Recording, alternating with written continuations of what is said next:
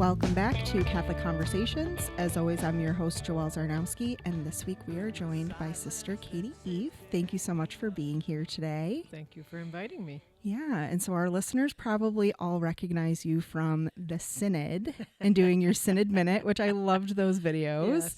And our listening sessions. But today we're actually here to talk about your other role with the diocese, which is as Vicar for Religious. Being that we're in Women's History Month, I thought it was really a great time to recognize our religious sisters, give them a little bit of a shout out and a spotlight. And of course, we're recording this on St. Patrick's Day, but later this week we celebrate St. Joseph's Day. That's right. And so I call these the whole High Holy Days. Yes, the High Holy Days. That's perfect. But so being that we're going to be celebrating St. Joseph's Day this week and the episode will come out next Tuesday, I thought maybe you could share with us a little bit about your vocation story and what called you to be a sister of St. Joseph. Sure. Well, I, unlike many of our sisters, I did not enter right out of high school. I went to college first at Oswego State. Woohoo! And taught for 7 years before I entered. Okay. But I went to Rome Catholic High School and had the Sisters of St. Joseph as my teachers, and I loved them. But at that time, I had no inkling of where I might be called. Mm-hmm. Okay. As a matter of fact, I really wanted to be a phys ed teacher. Oh, there you go. But after I graduated from Oswego, I did get a job back at Rome Catholic teaching. Okay. And so I got to know the sisters there on a whole different level. You know, as a student, they're kind of authority figures. Right.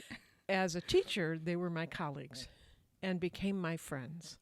And one in particular, Sister Mary Agnes Kehoe, a native Syracusan, by the way, who has since gone to God, but we became very dear friends.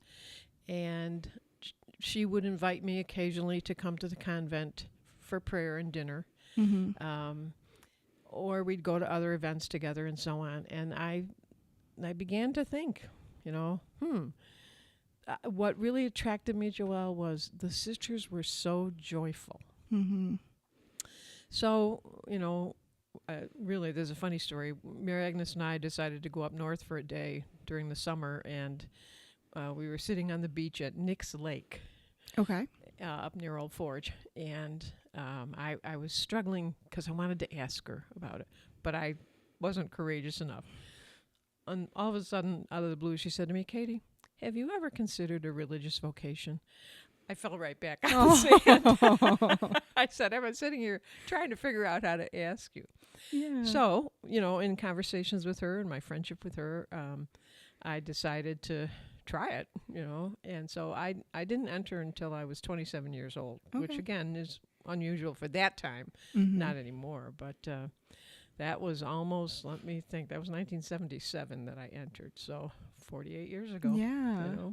Oh, that's such a beautiful story. Thank you. Yeah, I have mentioned on the podcast before, I went to St. Mary's Academy. It was St. Mary's School in Baldwinsville for elementary school. So I had Sister Rosemary as my principal, and then Sister Bernadette, who of course is still teaching there. She was one of the teachers when I was there as well. Yes. And so when I was younger, I did not understand that there were different orders of sisters. Sure. I just thought a nun was a nun. Yes. They're all the same. Yeah. And so I learned, obviously, as I got older, that was not true. So could you explain for our listeners, who maybe some of them don't understand that there's a difference, the difference between some of the orders and what their missions are? Sure. Well, you could probably list 10 or 15 different kinds of orders, but basically it comes down to three. There are sisters who are contemplative, which means their primary ministry is prayer. Now, they may have other ministries as well. For example, there are some contemplative communities who sponsor colleges. Okay. But their primary ministry is prayer for themselves, for the church, and for the world. Okay. So that's one type.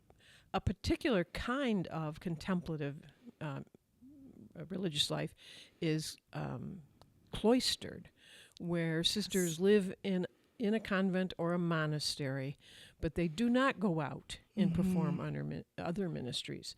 Their ministry is not only primarily, but almost exclusively prayer. Mm-hmm. Excuse me. And then the third type used to be called active communities, which are sisters like ourselves, the Sisters of St. Joseph. This is a type that most people are familiar with. Mm-hmm. You know, the sisters may live in a convent, although these days not everyone does. Many sisters live in apartments. I do it at this time in my life too, because we don't have a convent at Syracuse anymore. Right. But anyway, they live in a convent and go out. So the primary ministry is whatever they're called to. Mm-hmm. Teaching or nursing or social work or working with refugees, whatever. Okay, so contemplative, and then a particular style of contemplative is cloistered or monastic. Okay, and then when I said the style that we are used to be called active, and also was called apostolic. Mm-hmm. But the preferred term these days is due to the research of a wonderful IHM sister, Sandra Schneider's. Now we prefer the term ministerial because it says, our primary service to the church is ministerial. We still pray. Right, of course. But our primary service is ministerial. Yeah. Oh, that's great.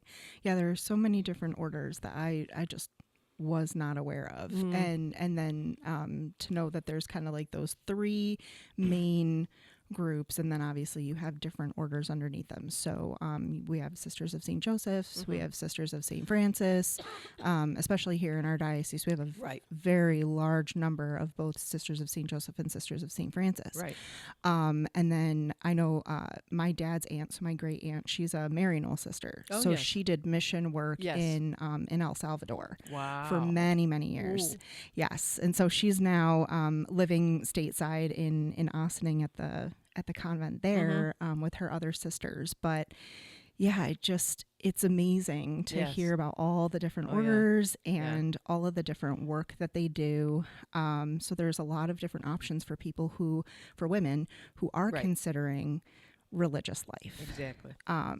So you mentioned that, there's that change in the name for the group of religious sisters who are focused more on ministry. But how else has the role of religious sisters kind of evolved over the years, and what impact do they still make on the church today? Well, up until Vatican II, even ministerial orders lived a fairly contemplative life. And when I say that, I mean we would go out, and do our ministry, but our life within the convent was pretty much based on a monastic horarium, if you could put it that way, So we prayed the same way. We prayed the liturgy of the hours, and we lived, we didn't go out too much socially at that time. Okay. So our primary focus was ministry. Then we would come home and pretty much be within the convent. Okay. Vatican II happened, and that was a watershed moment because, and what happened was the bishops at Vatican II asked religious communities to research the vision of their founders, okay, to see what the original dream was, all right? Yeah. So when we did that, we discovered the Sisters of St. Joseph were founded in France by a Jesuit priest, okay? Father Jean-Pierre Médaille. And his vision was quite radical for the time. He just gathered, I read one article on this, normal women. That's normal how they women. phrased it, normal women. And they, 6 women originally, he gathered together. They did not take vows, and they did not wear a habit. Oh. Okay.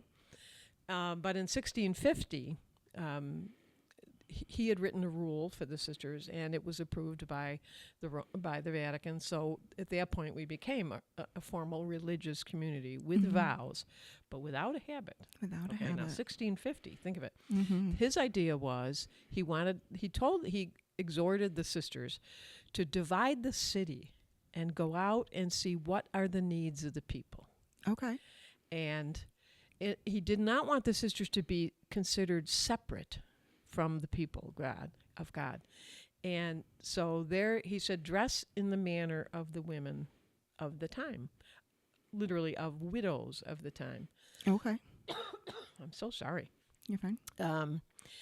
Well, the dress of widows at the time was a long black dress. Okay. Oh. So over the years that evolved into a habit, but in the beginning we did not wear a habit. So after Vatican II, we thought, okay, the original vision was we don't want to seem separate from the people of God, and we don't want to appear, if I could put it that way, special.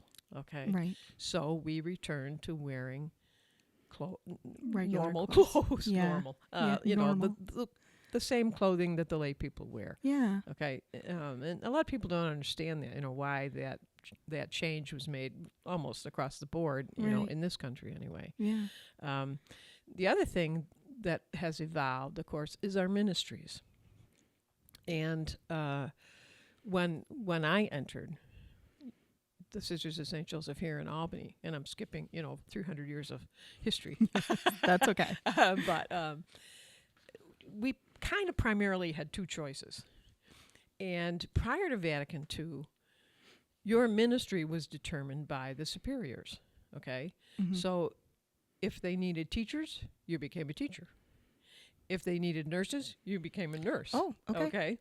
And by the vow of obedience, sisters did that. Right. Okay?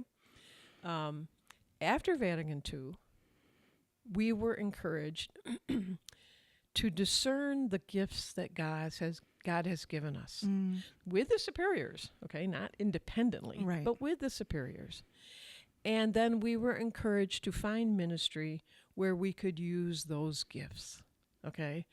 So today, Sisters of St. Joseph and sisters of many, many, many communities, they do everything, okay? Right. We still have teachers, we still have nurses, but we have social workers and parish life directors and pastoral care ministers and psychologists, and we even had a sister who worked in a bank for a while. And, Oh, goodness.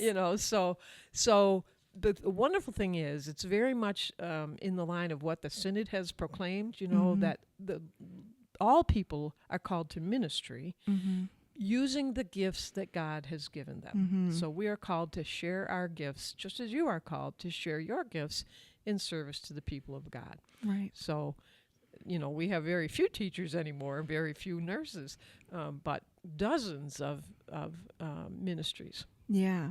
Oh, wow. That's a pretty drastic change. It is a drastic change, and I think it's pretty typical of the ministerial communities in this country. The other thing sisters did, even before Vatican II, but especially since Vatican II, the communities made sure the sisters were professionally trained for whatever ministry Okay. they felt called to. Yeah. Okay, so it's still a matter of discernment with the community, but what we're looking for now is, do we need nurses or teachers? What we're looking for now is, what are your gifts? Right. And how can you use them? Yeah. No, that's wonderful.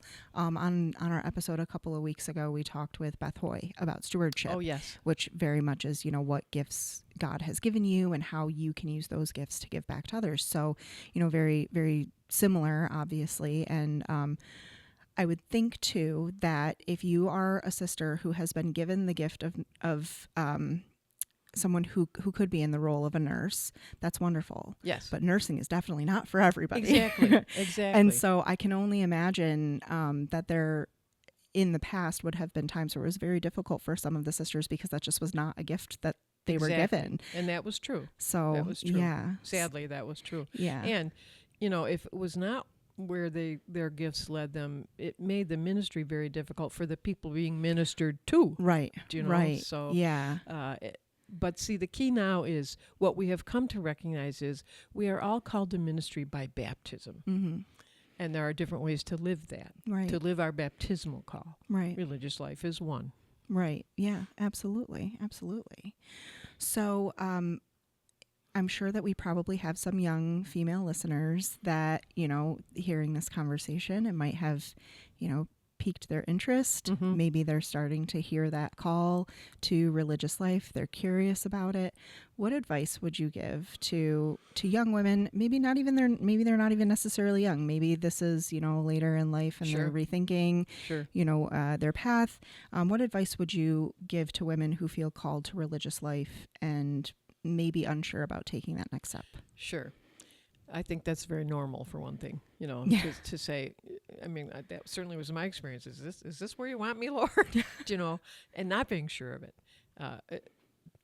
I guess what I would say is, if you're unsure of the next step, just take a first step.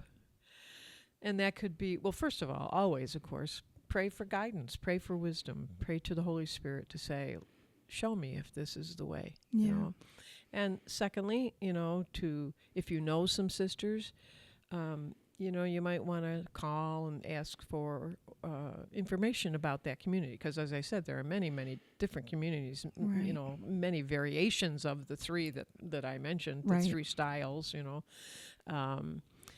and if you make the contact, or if you just want to research, what are the different communities? I know, because of my ministry, I'm aware of different types of communities and what communities are here in the diocese or in the nation, and Right. to just say, I'm just looking for some information. Yeah. So the key, of course, first is prayer and trust that God will lead you where you're supposed to be. Right. Yeah. That's the key, I think, to everything. Yes. If you're not sure, pray on it. Right.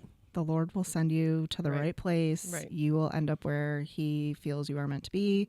Right. And no, that's wonderful advice. And I think in my own life, when I was unsure, surprised actually, I thought, well, I guess I could just try it, just trust that I can't remember who the saint is, but some saint coined the phrase, God's will is always for our good. Mm. So trust that, and you will know if yes, this is where you were called, or maybe not. And there's, I just started to say, I kind of felt like I had to, I almost thought of it as a command. Right. I now have come again, after almost 50 years of religious life, I understand my call as an invitation. Mm-hmm. And whether I knew it or not at the time, I was free to say, no, this isn't where I belong, or this isn't where I can use my gifts. Do you know? Yeah. So you have to pray for freedom, pray for trust, pray that God will lead you. Yeah. Well, that's wonderful. Well, thank you so much again for coming on and talking about our religious sisters and giving them the spotlight that they very, very much deserve. And I don't Yes. think that they get enough of.